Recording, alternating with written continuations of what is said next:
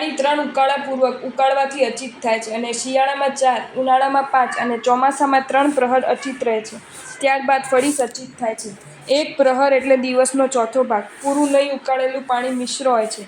પાણીમાં લીંબુ, સાકર વગેરે નાખવાથી પણ તે 48 મિનિટ પછી અચિત થાય છે અને ઉપરની જેમ 4, 5, 3 પ્રહર અચિત રહે છે.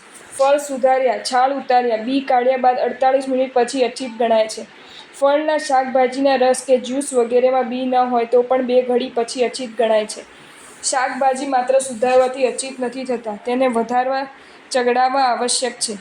દાડમના બી સચિત હોય છે, તેથી ઉપરથી નાખ્યા હોય તેવી કોઈપણ વસ્તુ પણ સચિત થાય. જમરૂખના બી કડક હોવાથી શાક બનાવવા છતાં પ્રાય ચડતા ન હોવાથી અચિત નથી થતા. કાકડી વગેરે શાક કાચી કેરીનું અથાણું પણ બરાબર ચડાવ્યું ન હોય, કાચું હોય તો સચિત રહે છે.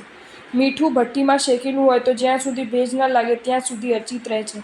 તાવડીમાં શેકેલું હોય તો ચોમાસામાં 7 દિવસ, શિયાળામાં 15 દિવસ, ઉનાળામાં 1 મહિનો અચિત રહે છે.